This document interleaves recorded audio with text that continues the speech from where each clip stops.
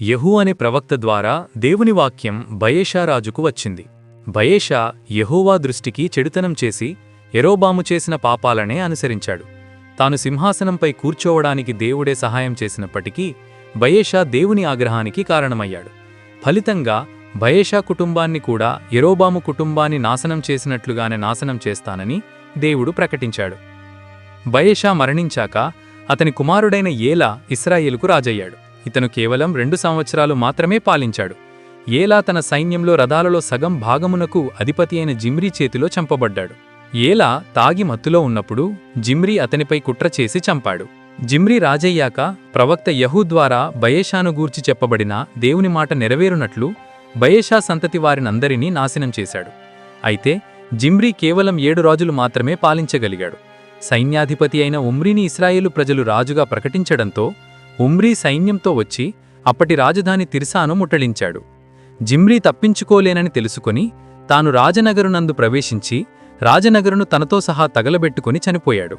Zimri మరణించిన తర్వాత ఇశ్రాయేలు ప్రజలలో సగం మంది తిబ్నీని రాజుగాను మిగిలిన సగం మంది ఉమ్రీని రాజుగాను చేయాలని 2 జట్లుగా విడిపోయారు. చివరికి ఉమ్రీ పక్షపు వారు గెలిచి తిబ్నీని చంపారు. ఉమ్రీ ఇశ్రాయేలుకు రాజయ్యాడు. ఉమ్రీ 12 సంవత్సరాలు పాలించాడు. అతను తిర్సాలో 6 సంవత్సరాలు పాలించాక షెమెరు అనే వ్యక్తి నుండి షోమ్రోను కొండను కొనుక్కొని దానిపై ఒక పట్టణాన్ని కట్టించి దానికి షోమ్రోను అని పేరు పెట్టాడు.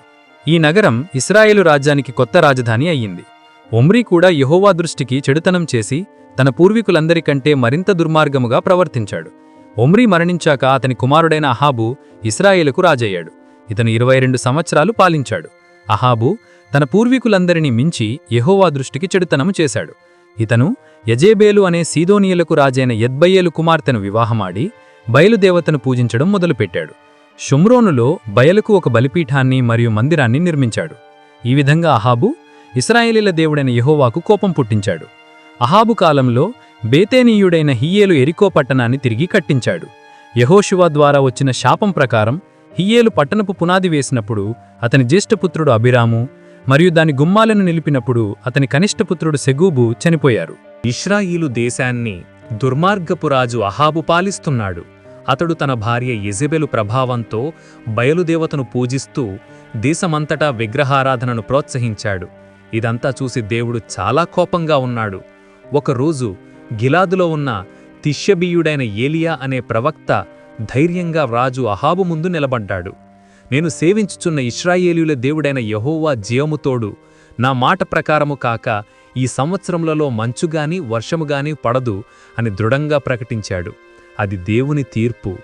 ప్రజలు దేవుడిని విడిచిపెట్టి బయలుని పూజించినందుకు పడిన శిక్ష. ఆ తర్వాత దేవుడు ఏలియాతో, నువ్వు ఇక్కడ నుండి వెళ్ళి యొర్దానుకు తూర్పు దిక్కున ఉన్న కెరీతు వాగు దగ్గర దాగి ఉండు. నువ్వు ఆ వాగునీళ్లు త్రాగవచ్చు. అక్కడ నీకు ఆహారం ఇవ్వడానికి నేను కాకులకు ఆజ్ఞ ఇచ్చాను అని చెప్పాడు. ఏలియా వెంటనే వెళ్లి కెరీతు వాగు దగ్గర దాక్కున్నాడు. ఆశ్చర్యకరంగా దేవుని మాట ప్రకారం ప్రతి ఉదయం సాయంత్రం కాకులు వచ్చి అతనికి రొట్టెను మాంసాన్ని తెచ్చి ఇచ్చేవి. అతను వాగునీరు త్రాగేవాడు. అలా కొంతకాలం జరిగింది.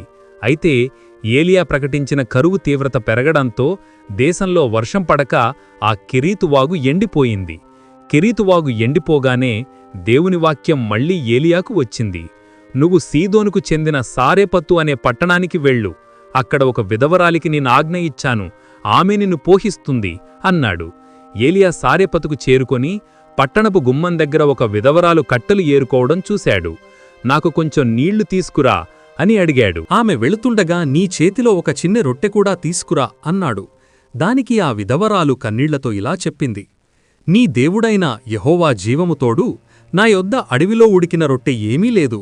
అయితే పిండిపాత్రలో ఒక గుప్పెడు పిండి, బుడ్డిలో కొద్దిపాటి నూనె మాత్రమే మిగిలాయి. నేను ఈ కట్టెలు ఏరుకొని ఇంటికి వెళ్లి నా కొడుకుతో కలిసి ఆఖరి రొట్టె చేసుకుని తిని చనిపోదామని సిద్ధపడుతున్నాను అని చెప్పింది. ఆ పరిస్థితి చూసి ఏలియా, భయపడకు, ముందు నాకు ఒక చిన్న రొట్టె చేసి తీసుకురా, ఆ తర్వాత నీకోసం నీ కొడుకు కోసం చేసుకో. ఎందుకంటే దేవుడిలా సెలవిచ్చాడు, యెహోవా భూమి మీద వర్షము కురిపించు వరకు నీ పిండి పాత్రలోని పిండి అయిపోదు, నూనె బుడ్డిలోని నూనె తగ్గిపోదు అన్నాడు. ఏలియా మాట నమ్మి ఆ విధవరాలు వెళ్లి ఏలియా చెప్పినట్లు చేసింది. అప్పటినుండి ఆశ్చర్యకరంగా ఆమె కుటుంబమంతా తింటున్నా ఆ కరువు రోజుల్లో ఆ పాత్రలో పిండి, బుడ్డిలో నూనె అయిపోనే లేదు. దేవుని శక్తి ద్వారా నిరంతరం ఆహారం లభించింది. కొంతకాలం గడిచాక ఆ విధవరాలి కుమారుడు జబ్బుపడి చివరికి చనిపోయాడు. ఆ దుఃఖంతో ఆమె ఏలియా దగ్గరకు వచ్చి, ఓ దైవజనుడా, నాతో నీకు ఏం పని? నా పాపములు నాకు జ్ఞాపకము చేయడానికి నా కుమారుడిని చంపడానికే వచ్చావా అని అరిచింది. ఏలియా ఆమెను, నీ కుమారుణ్ణి నాకు ఇవ్వు అని అడిగాడు. అతను ఆ బాలుడిని ఆమె ఒడిలో నుండి తీసుకొని పై అంతస్తులో తాను ఉండే గదికి తీసుకెళ్లి తన మంచం మీద పడుకోబెట్టాడు. అప్పుడు ఏలియా దేవునికి బిగ్గరగా ప్రార్థన చేశాడు. నా దేవా యెహోవా, నేను బస చేయుచున్న ఈ విధవరాలికి ఇంత కీడు చేస్తావా? ఈమె కుమారుణ్ణి చంపావా అని వాపోయాడు. తరువాత అతను ఆ బాలుడి శరీరంపై 3 సార్లు సాష్టాంగపడి పడుకుని, యెహోవా నా దేవా, దయచేసి ఈ బాలుడి ప్రాణం తిరిగి రానివ్వు అని వేడుకున్నాడు. దేవుడు ఏలియా ప్రార్థన ఆలకించి ఆ బాలుడి శరీరంలోకి ప్రాణాన్ని తిరిగి పంపాడు. ఆ బాలుడి బ్రతికి లేచాడు. ఏలియా బాలుడిని కిందకి తీసుకువచ్చి సంతోషంతో ఆ తల్లికి అప్పగిస్తూ, చూడు, నీ కుమారుడు బ్రతికి ఉన్నాడు అన్నాడు. ఆశ్చర్యంతో ఆ విధవరాలు, నువ్వు నిజంగా దేవుని మనుష్యుడివని, నీ నోటిలోని యెహోవా వాక్యం సత్యమని ఇప్పుడే నాకు తెలిసింది అని ప్రకటించింది. ఇశ్రాయేలులో 3 సంవత్సరాల కరువు తర్వాత దేవుడు ప్రవక్త ఏలియాకు కనిపించి, నువ్వు వెళ్ళి అహాబును కలువు, నేను భూమి మీద వర్షం కురిపిస్తాను అని చెప్పాడు. కరువు చాలా తీవ్రంగా ఉంది. రాజు అహాబు మరియు అతని రాజగృహ నిర్వాహకుడైన ఓబద్యా దేశంలో నీటి వనరుల కోసం వెతుకుతున్నారు. ఓబద్యా దేవునికి భయపడే వ్యక్తి. కరువు కాలంలో అహాబు భార్య అయిన యెజబెలు దేవుని ప్రవక్తలను చంపుతుంటే ఓబద్యా 100 మంది ప్రవక్తలను 2 గుహల్లో దాచి వారికి రొట్టెలు నీళ్లు ఇచ్చి పోషించాడు. ఓబద్యా ప్రయాణిస్తుండగా ఏలియా అతనికెదులయ్యాడు. ఏలియాను చూసి ఓబద్యా సాష్టాంగపడి, నా యజమానుడా ఏలియా, నీవేనా అని అడిగాడు. నేనే అని ఏలియా సమాధానమిచ్చి, నువ్వు వెళ్ళి నీ యజమాని అహాబుతో ఏలియా వచ్చాడు అని చెప్పు అన్నాడు. ఓబద్యా భయపడి, నన్ను చంపడానికి నువ్వు ప్రయత్నిస్తున్నావా? నేను వెళ్ళిన తర్వాత దేవుని ఆత్మ నిన్ను వేరే చోటికి తీసుకెళ్తే అహాబు నన్ను చంపేస్తాడు అని అన్నాడు. అప్పుడు ఏలియా, నేను నిలుచుచున్న సైన్యముల అధిపతి అయిన యెహోవా జీవముతోడు నేడు నేను అతనికి కనబడతాను అని ప్రమాణం చేశాడు. ఓబద్యా వెళ్ళి అహాబుకు చెప్పగా అహాబు ఏలియాను కలుసుకున్నాడు. అహాబు ఏలియాను చూసి, ఇశ్రాయేలును శ్రమపెట్టువాడా, నీవేనా అని అడిగాడు. దానికి ఏలియా ధైర్యంగా, నువ్వు నీ తండ్రి కుటుంబమే ఇశ్రాయేలును శ్రమపెడుతున్నారు. ఎందుకంటే మీరు యెహోవా ఆజ్ఞలను విడిచిపెట్టి బయలుదేవతను పూజించారు. ఇప్పుడు నీవు కర్మెలు కొండకు బయలుదేవత యొక్క 450 మంది ప్రవక్తలను మరియు అషేరా దేవత యొక్క 400 మంది ప్రవక్తలను నా దగ్గరకు రప్పించు అని సవాలు చేశాడు. అహాబు ఇశ్రాయేలు ప్రజలను మరియు బయలు ప్రవక్తలను కర్మెలు కొండపైకి సమకూర్చాడు. ఏలియా అందరి ముందు నిలబడి ఇలా అన్నాడు, మీరెంతకాలం 2 పడవలపై కాళ్లు వేస్తారు? యెహోవా దేవుడైతే ఆయనను అనుసరించండి, బయలుదేవుడైతే వానిని అనుసరించండి అన్నాడు. కాని ప్రజలు మౌనంగా ఉన్నారు. అప్పుడు ఏలియా ఒక పరీక్ష పెట్టాడు. బయలు ప్రవక్తలు ఒక ఎద్దును సిద్ధంచేసి బలిపీఠంపై ఉంచి దాని కింద అగ్ని పెట్టకుండా తమ దేవుని నామమును బట్టి మొరపెట్టాలి. ఏలియా కూడా 2వ ఎద్దును సిద్ధంచేసి అగ్ని పెట్టకుండా తన దేవుని నామమును బట్టి మొరపెడతాను అన్నాడు. ఏ దేవుడు అగ్నితో ప్రత్యుత్తరమిస్తాడో ఆయనే దేవుడు అన్నాడు. బయలు ప్రవక్తలు ఈ సవాలును అంగీకరించారు. బయలు ప్రవక్తలు ఉదయం నుండి మధ్యాహ్నం వరకు బలిపీఠం చుట్టూ నాట్యం చేస్తూ గట్టిగా అరుస్తూ, ఓ బయలు, మాకు ప్రత్యుత్తరమివ్వు అని మొరపెట్టారు. కాని ఏమీ జరగలేదు, సమాధానం రాలేదు. మధ్యాహ్నం వేళ ఏలియా వారిని ఎగతాళి చేశాడు. గట్టిగా అరువండి, అతడు దేవుడు గదా, బహుశా అతడు ధ్యానంలో ఉండి ఉండవచ్చు, లేక బయటకు వెళ్ళి ఉండవచ్చు, లేక నిద్రపోయి ఉండవచ్చు, అతడ్ని లేపండి అని అన్నాడు. వారు మరింత ఉద్రేకంతో అరిచారు. వారి ఆచారాల ప్రకారం కత్తులు ఈటలతో తమ శరీరాలను కోసుకున్నారు. వారి రక్తం చిందించారు. కాని ఎంత ప్రయత్నించినా సాయంత్రం అర్పణ సమయం వచ్చే వరకు అగ్ని రాలేదు. అప్పుడు ఏలియా ప్రజలందర్నీ తన దగ్గరకు రమ్మని పాడుపడిపోయిన యెహోవా బలిపీఠాన్ని బాగుచేశాడు. ఇశ్రాయేలు గోత్రాల సంఖ్యను బట్టి 12 రాళ్లు తీసుకొని బలిపీఠాన్ని కట్టాడు. అతను కట్టెలను పేర్చి ఎద్దును ముక్కలు చేసి బలిపీఠంపై ఉంచాడు. ఆ తర్వాత అతను 4 కుండల నీటిని తీసుకురమ్మని బలిపీఠంపైన, కట్టెలపైన, దహనబలిపైన పోయించాడు. ఆ నీరు కిందికి పారి బలిపీఠం చుట్టూ ఉన్న కందకమంతా నిండిపోయింది. ఇది దేవుడు అగ్ని ద్వారా సమాధానం ఇవ్వటం అసాధ్యానిపించేలా చేసింది. అప్పుడు ఏలీయా దేవునికి సాధారణమైన, నమ్మకమైన ప్రార్థన చేశాడు. అబ్రహాము, ఇస్సాకు, ఇశ్రాయేలు దేవా, నువ్వు ఇశ్రాయేలులో దేవుడవని, నేను నీ సేవకుడినని, నీ మాట చొప్పున ఈ కార్యాలన్నీ చేశానని నేడు అందరికీ తెలియాలి. యెహోవా, నాకు ప్రత్యుత్తరమివ్వు. ఈ ప్రజలు నువ్వు యెహోవావని, నువ్వు వారి హృదయాలను తిరిగి త్రిప్పుచున్నావని తెలుసుకునేలా నాకు జవాబివ్వు అని ప్రార్థన చేశాడు. ఏలీయా ప్రార్థన పూర్తి కాగానే యెహోవా అగ్ని ఆకాశం నుండి దిగివచ్చి దహనబలిని, కట్టెలను, రాళ్లను, ధూళిని కాల్చివేసి కందకములు ఉన్న నీటినంతటినీ ఆర్పేసింది. ప్రజలందరూ ఈ అద్భుతాన్ని చూసి నేలమీద సాష్టాంగపడి యెహోవాయే దేవుడు, యెహోవాయే దేవుడు అని అరిచారు. వెంటనే ఏలీయా ప్రజలకు ఆజ్ఞ ఇచ్చి బయలు ప్రవక్తలందరినీ పట్టుకుని కిషోను వాగు దగ్గరకు తీసుకెళ్లి వారిని చంపించాడు. ఏలీయా రాజు అహాబుతో, నువ్వు వెళ్ళి తిను, త్రాగు, ఎందుకంటే భారీ వర్షపు శబ్దం నాకు వినబడుతోంది అని చెప్పాడు.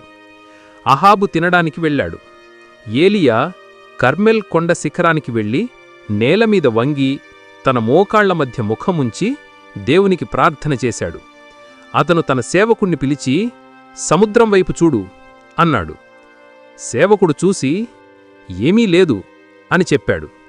ఏలీయా అతన్ని 7 సార్లు వెళ్లమని పంపాడు. 7వసారి సేవకుడు తిరిగి వచ్చి, మనిషి చెయ్యంత చిన్న మేఘం సముద్రంలో నుండి లేస్తూ ఉంది అని చెప్పాడు. ఏలీయా వెంటనే సేవకుణ్ణి, నువ్వు పరిగెత్తి వెళ్ళి ఆహాబుతో, వర్షం నిన్ను ఆపకముందే రథమెక్కి దిగిపో అని చెప్పు అని ఆజ్ఞాపించాడు. ఆ కాసేపటికే గాలి లేచి ఆకాశమంతా మేఘాలతో నిండిపోయింది. భారీ వర్షం కురిసింది.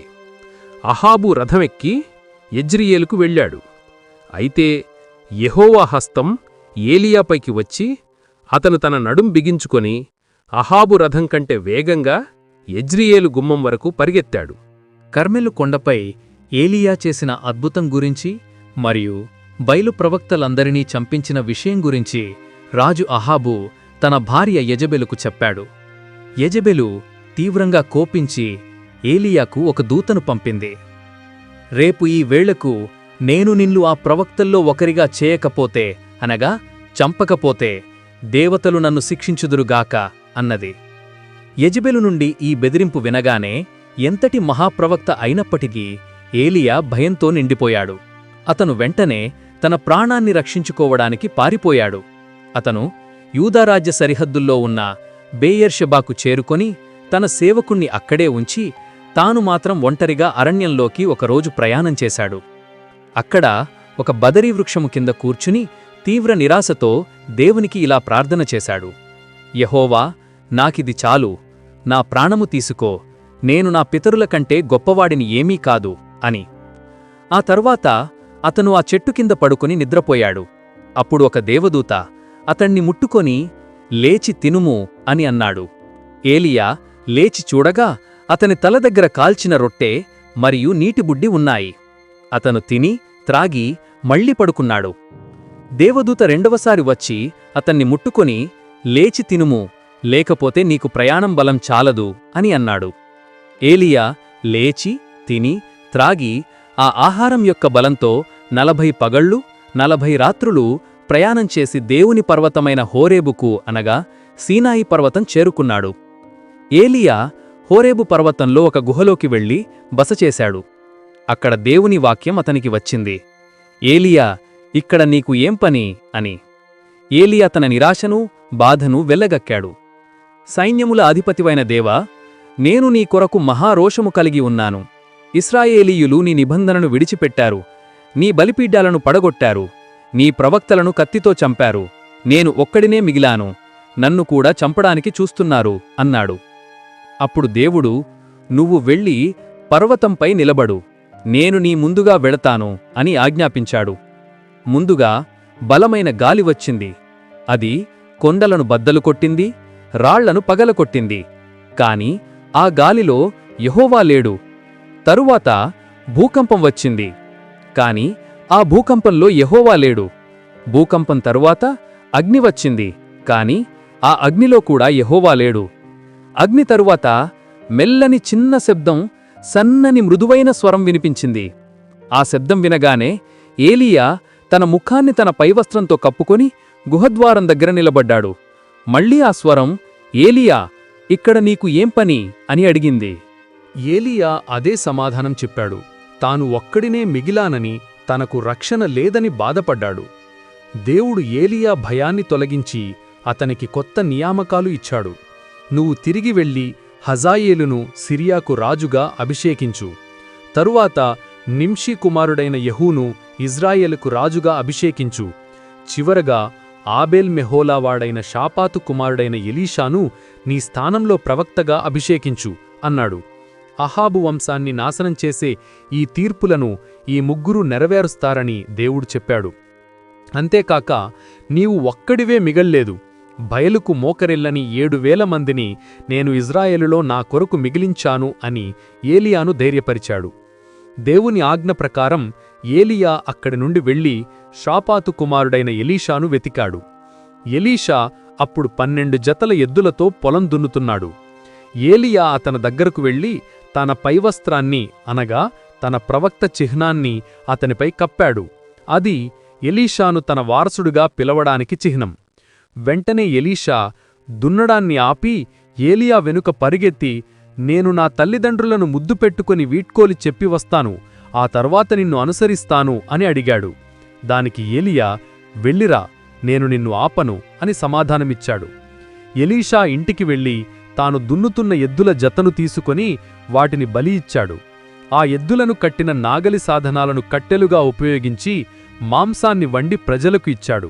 ఈ చర్య ద్వారా తాను పాత జీవితాన్ని విడిచిపెట్టి ఏలియాను అనుసరించడానికి సిద్ధంగా ఉన్నానని ప్రకటించాడు. అప్పటినుండి ఎలీషా ఏలియాను అనుసరిస్తూ అతని పరిచారకునిగా సేవ చేశాడు.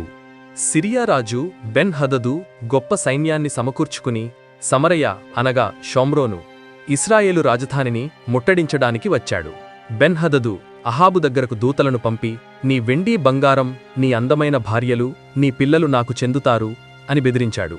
అహాబు భయపడి, రాజా, అంతా నీదే అని ఒప్పుకున్నాడు. బెన్ హదదు సంతృప్తి చెందక మళ్లీ దూతలను పంపి, రేపు ఈ వేళకు నేను నా సేవకులను పంపుతాను. వారు నీ రాజభవనాన్ని, నీ సేవకుల ఇళ్లను శోధించి వారికి ఇష్టమైనదంతా తీసుకెళ్తారు అని అన్నాడు. అహాబు ఈ కొత్త డిమాండును ఇశ్రాయేలు పెద్దలతో చర్చించాడు. వారు, నీవు అతనికి లోబడకు అని సలహా ఇచ్చారు. అహాబు బెన్ హదదుకు, మొదట నువ్వు చెప్పినవన్నీ ఇస్తాను, కాని ఇప్పుడు అడిగినది ఇవ్వలేను అని జవాబు చెప్పాడు. బెన్ హదదు కోపంతో, సమరయధూళి నా సైన్యంలోని ఒక్కొక్కరికి ఒక్కొక్క పిడికెడు నిండటానికి కూడా చాలదు అని బెదిరించాడు. దానికి అహాబు ప్రసిద్ధమైన జవాబు చెప్పాడు. కవచం ధరించేవాడు దానిని తీసేసేవానిలా గొప్పలు చెప్పుకోకూడదు, అంటే యుద్ధానికి సిద్ధపడేవాడు గెలిచినవానిలా మాట్లాడకూడదు అని. యుద్ధానికి సిద్ధమవుతుండగా ఒక ప్రవక్త అహాబు దగ్గరకు వచ్చి, నువ్వు ఈ గొప్ప సైన్యాన్ని చూస్తున్నావు కదా, నేను యెహోవానని నువ్వు తెలుసుకోవాలని నేను ఈరోజు వారిని నీ చేతికి అప్పగిస్తాను అని చెప్పాడు. ఎవరి ద్వారా అని అహాబు అడిగాడు. ప్రవక్త, ప్రాంతీయ అధిపతుల సేవకుల ద్వారా అని అన్నాడు.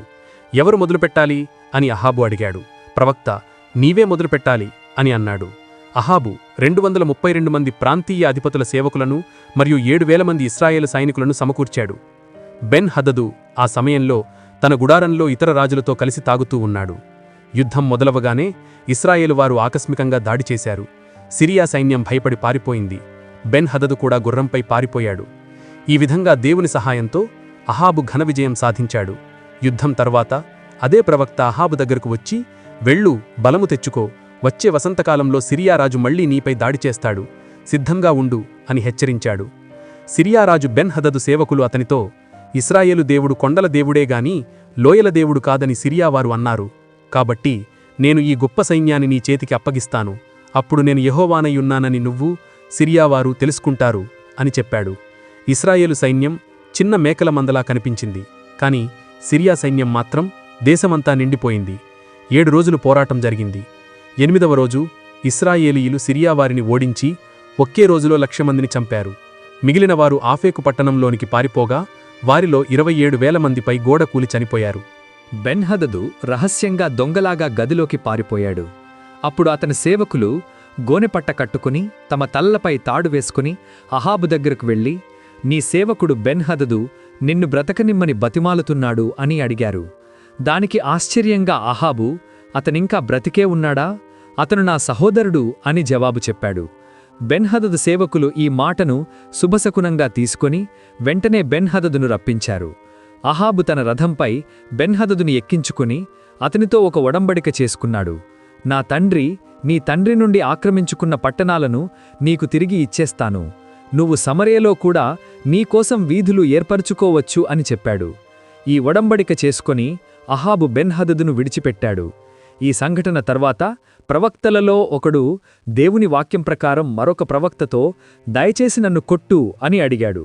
అతను నిరాకరించడంతో ప్రవక్త, నువ్వు దేవుని మాట వినలేదు కాబట్టి నిన్ను ఒక సింహం చంపుతుంది అని శాపమిచ్చాడు. తరువాత అది నెరవేరింది. ఆ తరువాత దేవుని ఆజ్ఞ పొందిన ఆ ప్రవక్త, అనగా గాయం చేసిన ప్రవక్త, తన కళ్ళు కప్పుకొని మొహం మార్చుకొని అహాబు రాజు కోసం వేచి ఉన్నాడు. రాజు అహాబు వస్తుండగా ప్రవక్త గట్టిగా అరిచాడు, రాజా, నేను యుద్ధంలో ఉన్నప్పుడు ఒక మనిషి ఒక ఖైదీని నా దగ్గర అప్పగించి, ఇతన్ని జాగ్రత్తగా చూడు, ఒకవేళ ఇతను తప్పించుకుంటే నువ్వు నీ ప్రాణాన్ని ఇచ్చుకోవాలి, లేకపోతే 1000 వెండి మణుగులు చెల్లించాలి అని అన్నాడు. నేను వేరే పనుల్లో పడి ఉండగా ఆ ఖైదీ తప్పించుకున్నాడు అన్నాడు. దానికి అహాబురాజు, నువ్వు చేసిన తీర్పే అది, నువ్వే శిక్ష అనుభవించాలి అని అన్నాడు. వెంటనే ఆ ప్రవక్త తన కంటికట్టును తీసివేసి తాను దేవుని ప్రవక్తనని అహాబుకు చూపించాడు. తరువాత ఇలా ప్రకటించాడు, యెహోవా సెలవిచ్చినదేమంటే, నువ్వు నేను నాశనం చేయాలనుకున్న మనిషిని, అనగా బెన్హదదును విడిచిపెట్టావు. కాబట్టి అతని ప్రాణం బదులు నీ ప్రాణం ఉంటుంది, అతని ప్రజల బదులు నీ ప్రజలు ఉంటారు అన్నాడు. అహాబు రాజు విచారంతో కోపంతో తన ఇంటికి సమరయకు వెళ్ళిపోయాడు. సమరయలోని రాజు అహాబు రాజనగరు పక్కనే ఇజ్రాయేలీయుడైన నాబోతుకు చెందిన ఒక ద్రాక్షతోట ఉండేది. అహాబు ఆ తోటను చూసి, నువ్వు నీ ద్రాక్షతోట నాకిచ్చేయి, నేను దాన్ని కూరగాయల తోటగా మార్చుకుంటాను, దానికి బదులుగా నేను నీకు దానికంటే మంచి ద్రాక్షతోట ఇస్తాను, లేదా దాని విలువైన వెండి ఇస్తాను అని నాబోతును అడిగాడు. అయితే నాబోతు అహాబుతో, నా పితరుల స్వాస్థ్యము నీకు ఇవ్వడం నాకు దేవుడు నిషేధించాడు అని తిరస్కరించాడు. ఇజ్రాయేలు ధర్మశాస్త్రం ప్రకారం పితరుల నుండి సంక్రమించిన భూమిని శాశ్వతంగా ఇతరులకు అమ్మడానికి వీలులేదు. నాబోతు తిరస్కరణతో అహాబు కోపంగా, విచారంగా తన ఇంటికి తిరిగి వచ్చాడు. అతను పడకపై పడుకుని ముఖం గోడవైపు తిప్పుకుని తినడానికి నిరాకరించాడు. అతని భార్య యెజెబెలు వచ్చి, నీ మనస్సుకు అంత కలత ఎందుకు, నువ్వు ఎందుకు భోజనం చేయడం లేదు అని అడిగింది. అహాబు జరిగినదంతా చెప్పాడు. యెజెబెలు నవ్వి, ఇజ్రాయేలుపై రాజ్యపాలన చేసేది నువ్వేనా? లే, భోజనం చెయ్యి, నీ మనస్సుకు సంతోషించు, ఆ ఇజ్రాయేలీయుడైన నాబోతు ద్రాక్షతోటను నేను నీకు సంపాదించి ఇస్తాను అని అంది. యెజెబెలు వెంటనే అహాబు రాజముద్ర వేసి కొన్ని లేఖలు రాసింది. వాటిని నాబోతు నివసించే పట్టణంలోని పెద్దలకు, అధికారులకు పంపింది. ఆ లేఖలలో ఇలా వ్రాయబడింది, ప్రజలందర్నీ ఉపవాసం ఉండి సమావేశపరచండి, నాబోతును ప్రజల ఎదుట ముఖ్యస్థానంలో కూర్చోబెట్టండి, నీచులైన 2 మనుషులను అతని ఎదుట కూర్చోబెట్టి, వారు నాబోతు దేవుణ్ణి రాజును దూషించాడు అని అబద్ధసాక్ష్యం చెప్పాలి. ఆ తరువాత నాబోతును పట్టణపు వెలుపలికి తీసుకెళ్లి రాళ్లతో కొట్టి చంపండి అని రాసింది. ఆ పట్టణపు పెద్దలు, అధికారులు యెజెబెలు రాసినట్లుగానే చేశారు. వారు నాబోతును రాళ్లతో కొట్టి చంపారు. నాబోతు చనిపోయాడని యెజెబెలుకు తెలిసిన వెంటనే ఆమె అహాబుతో, లేచి యెజ్రెయేలీయుడైన నాబోతు నీకు ఇవ్వడానికి నిరాకరించిన ద్రాక్షతోటను స్వాధీనం చేసుకో, ఎందుకంటే నాబోతు బ్రతికిలేడు, చనిపోయాడు అని చెప్పింది. నాబోతు చనిపోయాడని వినగానే అహాబు సంతోషంగా వెళ్లి ఆ ద్రాక్షతోటను స్వాధీనం చేసుకోవడానికి బయల్దేరాడు. అహాబు ఆ ద్రాక్షతోటను స్వాధీనం చేసుకోవడానికి వెళుతుండగా యెహోవా వాక్యం ప్రవక్త ఏలియాకు వచ్చింది. నువ్వు వెళ్ళి అహాబురాజును కలువు, నాబోతు ద్రాక్షతోటను ఆక్రమించుకోవడానికి అతను వెళ్ళాడు. ఏలియా అహాబును కలుసుకొని దేవుని తరపున తీవ్రమైన మాటలు పలికాడు. నువ్వు నరహత్య చేసి స్వాస్థ్యమును కూడా అపహరించావు అన్నాడు. అప్పుడు ఏలియా అహాబు వంశానికి దేవుని తీర్పు ప్రకటించాడు. అహాబుకు, కుక్కలు నాబోతు రక్తాన్ని నాకిన చోట కుక్కలు నీ రక్తాన్ని కూడా నాకుతాయి. నీవు నా దృష్టికి చెడుతనము చేసి ఇశ్రాయేలును పాపం చేయించావు, కాబట్టి నేను నీకు కీడు చేస్తాను. నేను నీ వంశాన్ని నాశనం చేస్తాను. అహాబు సంతతిలో మిగిలిన వాళ్లందరినీ చంపేస్తాను. యెజ్రెయేలు ప్రాకారము దగ్గర కుక్కలు యెజబేలును తినివేస్తాయి అన్నాడు. ఏలియా మాటలు విన్న అహాబు భయపడి, నా శత్రువా, నువ్వు నన్ను మళ్లీ పట్టుకున్నావా అని అన్నాడు. దానికి ఏలియా, నువ్వు యెహోవా దృష్టికి చెడుతనము చేయడానికి నిన్ను నువ్వే అమ్ముకున్నావు అని సమాధానమిచ్చాడు. ఏలియా మాటలు విన్న అహాబు వస్త్రాలు చింపుకొని తన శరీరానికి గోనెపట్ట కట్టుకొని ఉపవాసముండి దుఃఖముతో ప్రవర్తించాడు. అహాబు పశ్చాత్తాపాన్ని దేవుడు చూశాడు. మళ్లీ యెహోవా వాక్యం ఏలియాకు వచ్చి, అహాబు నా ఎదుట తన్ను తాను తగ్గించుకున్నాడు కదా, కాబట్టి నేను అతని కాలంలో ఈ కీడును చేయను. అతని కుమారుని కాలంలో అతని ఇంటిపై ఈ కీడును రప్పిస్తాను అని చెప్పాడు. ఇశ్రాయేలు రాజు అహాబు మరియు యూదారాజు యెహోషాపాతు మధ్య 3 సంవత్సరాల పాటు శాంతి నెలకొంది. ఆ తర్వాత యెహోషాపాతు అహాబును సందర్శించడానికి సమరయకు వచ్చాడు. అక్కడ అహాబు యెహోషాపాతుతో, రామోతు గిలాదు పట్టణం మనది, అది సిరియారాజు చేతిలో ఉంది. నువ్వు నాతో కలిసి ఆ పట్టణాన్ని తిరిగి తీసుకోవడానికి యుద్ధానికి వస్తావా అని అడిగాడు. యెహోషాపాతు, నేను నీలాంటివాడినే, నా ప్రజలు నీ ప్రజలలాంటివారే, నా గుర్రాలు నీ గుర్రాలలాంటివే అని సమాధానమిచ్చాడు. అయితే యెహోషాపాతు నీతిమంతుడు కాబట్టి ముందుగా యెహోవా వాక్యం అడుగుదాము అని అన్నాడు. అహాబు తన దగ్గర ఉన్న 400 మంది ప్రవక్తలను పిలిపించి, నేను రామోతు గిలాదు యుద్ధానికి వెళ్లాలా వద్దా అని అడిగాడు. ఆ ప్రవక్తలందరూ ఏకగ్రీవంగా, వెళ్ళండి, ప్రభువు దానిని రాజు చేతికి అప్పగిస్తాడు అని చెప్పారు. కాని యెహోషాపాతు సంతృప్తి చెందక, వీరు కాక మరో యెహోవా ప్రవక్త ఇక్కడ ఎవరైనా ఉన్నారా అని అడిగాడు. దానికి అహాబు అయిష్టంగా, ఇమ్లా కుమారుడైన మీకాయా అనేవాడు ఉన్నాడు. అయితే అతను నా గురించి ఎప్పుడూ మంచి మాట చెప్పడు, ఎప్పుడూ చెడుగానే ప్రవచిస్తాడు, అందుకే అతనంటే నాకిష్టం లేదు అని చెప్పాడు. యెహోషాపాతు బలవంతం చేయడంతో అహాబు మీకాయాను త్వరగా తీసుకురమ్మని ఒక అధికారిని పంపాడు. ఇంతలో ఆ 400 మంది అబద్ధ ప్రవక్తలలో ఒకడైన సిద్కియా ఇనుప కొమ్ములు చేసుకొని, యెహోవా సెలవిచ్చినదేమంటే ఈ కొమ్ములతో సిరియా వారిని పొడిచి నాశనం చేస్తావు అని అహాబును ఉత్సాహపరిచాడు. మిగతా ప్రవక్తలందరూ కూడా అదేవిధంగా మాట్లాడారు. మీకాయాను తీసుకురావడానికి వెళ్లిన అధికారి, అందరు ప్రవక్తలు రాజుకు మంచి మాటే చెప్పారు, నువ్వు కూడా అదేవిధంగా మంచి మాట చెప్పు అని మీకాయాతో అన్నాడు. మీకాయా, యెహోవా జీవము తోడు, యెహోవా నాకు సెలవిచ్చిన మాటనే నేను పలుకుతాను అని జవాబిచ్చాడు. మీకాయా రాజు ముందు నిలబడ్డాడు. అహాబు అతనితో, మీకాయా, మనం రామోతు గిలాదు యుద్ధానికి వెళ్లాలా వద్దా అని అడిగాడు. మీకాయా మొదట వ్యంగ్యంగా, వెళ్ళండి, విజయం సాధించండి అని అన్నాడు. కాని అహాబు పట్టుబడి, నువ్వు యెహోవా పేరుట నిజం తప్ప మరేమీ చెప్పకు అని అడిగాడు. అప్పుడు మీకాయా ప్రవచనం చెప్పాడు. ఇశ్రాయేలీలందరూ కాపరిలేని గొర్రెలవలె కొండలపై చెదరిపోవడం నేను చూశాను. యెహోవా వీరికి రాజు లేడు, వారు సమాధానంతో వారి ఇళ్లకు తిరిగి వెళ్లవచ్చు అని సెలవిచ్చాడు. ఇది అహాబు యుద్ధంలో చనిపోతాడని స్పష్టంగా సూచించింది. ఆ తర్వాత మీకాయా దేవుని సింహాసనాన్ని చూసిన ఒక దర్శనాన్ని వివరించాడు. యెహోవా అహాబు రామోతు గిలాదుకు వెళ్లి అక్కడ చనిపోయేలా ఎవరు అతన్ని మోసం చేస్తారు అని అడిగాడు. ఒక ఆత్మ ముందుకు వచ్చి, నేను అతని ప్రవక్తల నోట అబద్ధమాడు ఆత్మనై ఉంటాను అని చెప్పింది. అప్పుడు మీకాయా, చూడండి, యెహోవా ఆ అబద్ధపు ఆత్మను మీ ప్రవక్తల నోట ఉంచాడు, యెహోవా నీకు కీడు కలుగుతుందని చెప్పాడు అని అహాబుతో అన్నాడు. సిద్కియా మీకాయా దగ్గరకు వచ్చి అతని చంపపై కొట్టి, యెహోవా ఆత్మ నన్ను విడిచిపెట్టి నీతో మాట్లాడడానికి ఎప్పుడు వచ్చింది అని అడిగాడు. మీకాయా, నువ్వు దాగుకోవడానికి గదిలోకి వెళ్లే రోజున ఆ విషయం నీకు తెలుస్తుంది అని జవాబిచ్చాడు. అహాబు రాజు కోపంగా మీకాయాను పట్టుకుని అతన్ని అమ్మోను అనగా పట్టణపు అధిపతి దగ్గరకు తీసుకువెళ్లి, నేను సమాధానంతో తిరిగి వచ్చే వరకు అతన్ని జైలులో ఉంచి కొద్ది ఆహారం నీరు ఇవ్వండి అని ఆజ్ఞాపించాడు.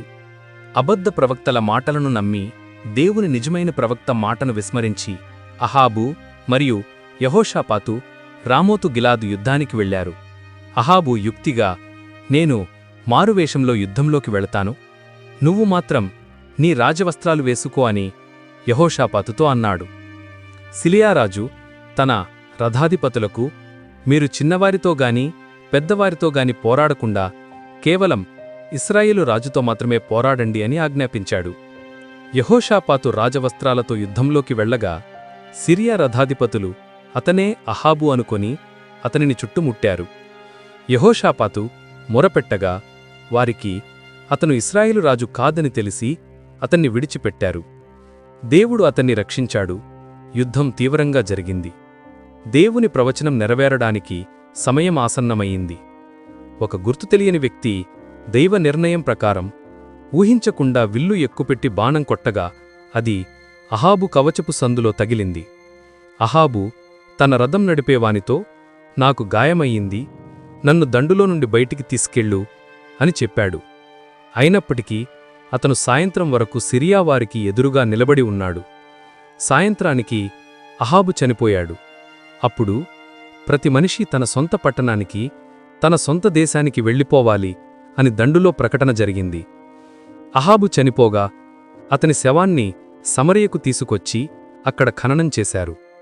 అతని రథాన్ని సమరయ కోనేరు దగ్గర కడుగుతుండగా కుక్కలు అతని రక్తాన్ని నాకాయి, మరియు వేశ్యలు స్నానం చేసి ఆ నీటిలో అతని ఆయుధాలు కడిగారు. ఈ విధంగా నాబోతు ద్రాక్షతోట విషయంలో ఏలియా చెప్పిన తీర్పు అక్షరాలా నెరవేరింది. యెహోషాపాతు ఇశ్రాయేలు రాజు అహాబు పాలన 4వ సంవత్సరంలో యూదాకు రాజయ్యాడు. అతను 25 సంవత్సరాలు పాలించాడు. అతను తన తండ్రి ఆసా మార్గంలో నడిచాడు. యెహోవా దృష్టికి నీతిగా ప్రవర్తించాడు. కాని బలిపీఠాలు కొండలపై ఉండిపోయాయి, వాటిని తొలగించలేదు.